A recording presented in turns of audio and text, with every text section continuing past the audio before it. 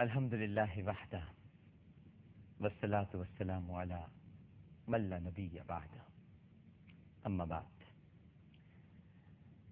کیو ٹیلی vision دیکھنے والے تمام ہی ناظرین کو دنیا بھر میں جہاں جہاں اس وقت یہ نشریات دیکھی جا رہی ہیں، بہت ہی ادب، خلوص اور احترام کے ساتھ عامر لیاقت حسین کا السلام علیکم۔ پروگرام ہے آئیے اپنی اصلاح کریں، اور ہم سب کو اپنی اصلاح کی ضرورت ہے، مجھے بھی، آپ کو بھی۔ ہم سب میں کہیں نہ کہیں کوئی نہ کوئی کمی ضرور موجود ہے۔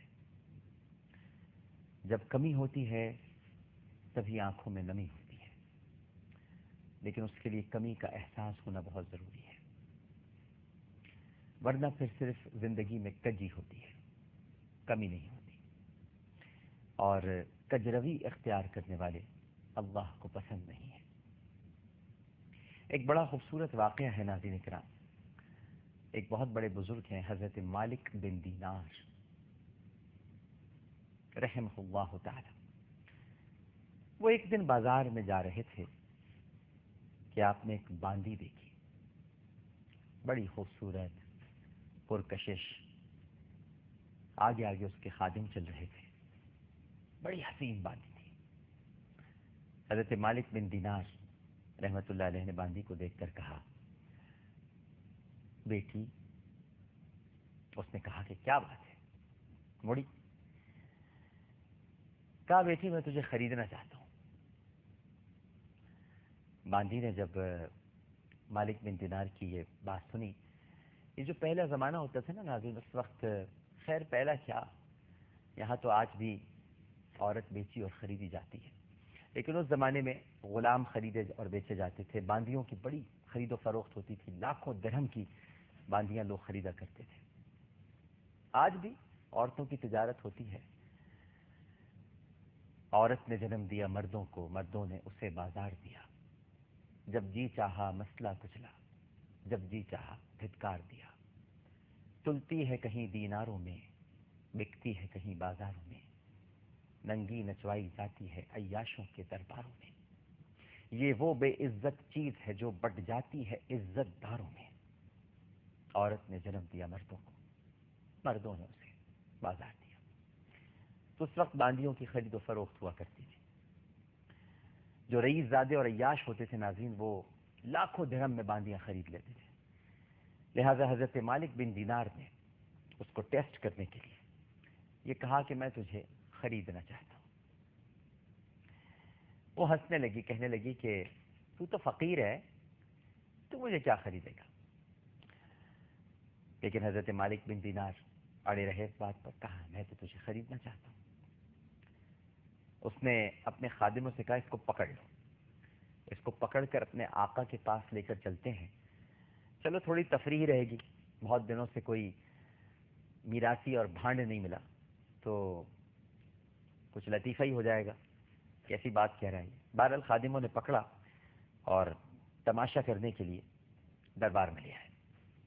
جب دربار میں لے کر آئے تو ان کا جو آقا تھا وہ تخت پر بیٹھا ہوا تھا۔ ہمارے یہاں بھی بڑے بڑے آقا تخت پر بیٹھے رہتے ہیں۔ ان کا سردار تخت پر بیٹھا تھا اور نوکرانی ہنسنے لگی، کہنے لگی کہ آج تو بڑا لطیفہ ہو گیا۔ تو سردار نے کہا کہ بھائی کیا لطیفہ ہو گیا، ذرا ہم بھی تو سنیں۔ کہنے لگی، بڑے میاں کہتے ہیں میں تمہیں خریدنا چاہتا ہوں۔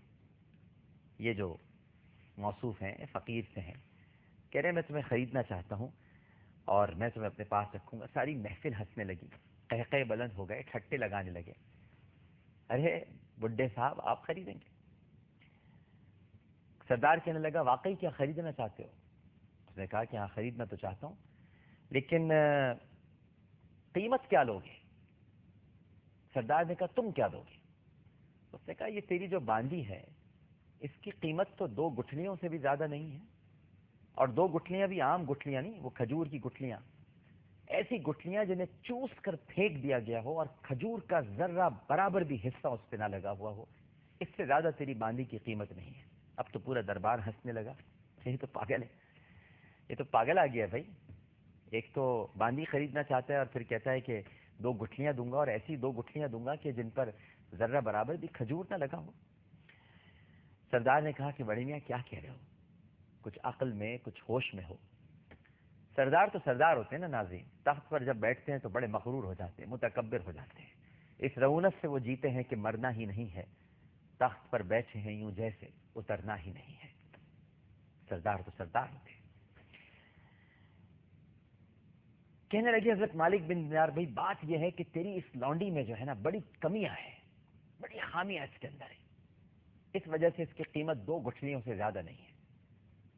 سردار نے کہا کیا بات کر رہے ہو، اس میں کمیاں؟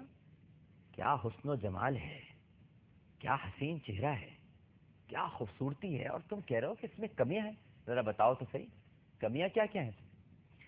تو مالک بن دینار نے کہا کہ بھئی دیکھو، پہلی کمی تو یہ ہے کہ اگر خوشبو نہ لگائے تو اس کے پسینے سے جسم میں بدبو آنے لگے گی۔ دوسری کمی یہ ہے کہ اگر روزانہ دانت صاف نہ کرے تو اس کے منہ سے اتنی بدبو آئے گی کہ اس کے قریب بیٹھنا مشکل ہو جائے گا۔ تیسری کمی اس کے اندر یہ ہے کہ اگر روزانہ کنگھی نہ کرے تو سر میں جوئیں پڑ جائیں گی، اور اگر جوئیں پڑ جائیں گی تو پھر وہ اڑ کے دوسروں کے سر میں بھی جائیں گی۔ چوتھی کمی یہ ہے کہ کچھ برس اور گزر گئے نا تو یہ بوڑھی ہو جائے گی۔ اور پانچویں کمی یہ ہے کہ نجاست اس کے اندر رہتی ہے، نجاست کے ساتھ ساتھ یہ اپنی زندگی گزارتی ہے۔ غم اس میں ہے، دکھ اس میں ہے، لڑائی اس میں ہے، غصہ اس میں ہے، جلال، غصہ، اور اپنی خواہش پوری کرنے کے لیے تجھ سے محبت کرتی ہے، لہذا اس کی محبت سچی نہیں ہے بلکہ غرض کی محبت ہے۔ اب سب لوگ بڑی حیرانگی سے سن رہے تھے۔ پھر مالک بن دینار نے جب یہ خاموشی دیکھی تو کہا ایک لونڈی میرے پاس بھی ہے، خریدو گے؟ سردار نے کہا تیرے پاس بھی لونڈی ہے؟ اچھا، کون سی لونڈی ہے تیرے پاس؟ کہا بتاؤ پہلے، خریدو گے کہ نہیں؟ سردار نے کہا کہ بتاؤ تو صحیح، کہ اس کے بارے میں ہم جانے تو صحیح کہ کیا ہے وہ لونڈی، تم نے تو ہماری لونڈی میں اتنی ساری کمیاں نکال دی، خامیاں نکال دی، اب اپنی لونڈی کے بارے میں کچھ بتاؤ۔ کہنے لگے کہ بھائی سن لو کہ وہ نطفے سے نہیں بنی بلکہ مشک، عنبر اور کافور سے بنی ہے، اور اس کے چہرے کا نور اللہ کے نور میں سے ہے۔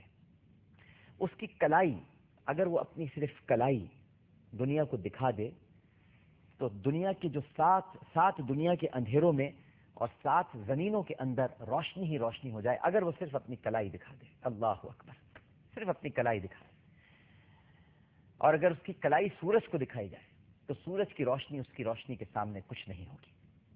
سمندر میں تھوک ڈالے تو سمندر میٹھا ہو جائے، مردے سے بات کرے تو مردے میں روح پیدا ہو جائے۔ یہ مالک بن دینار اپنی لونڈی کے بارے میں بتا رہے ہیں۔ اپنے دوپٹے کو اگر لہرا دے تو سارے جہاں میں اس کی خوشبو پھیل جائے۔ 7 سمندر میں اگر تھوک دے تو سمندروں کا پانی میٹھا ہو جائے۔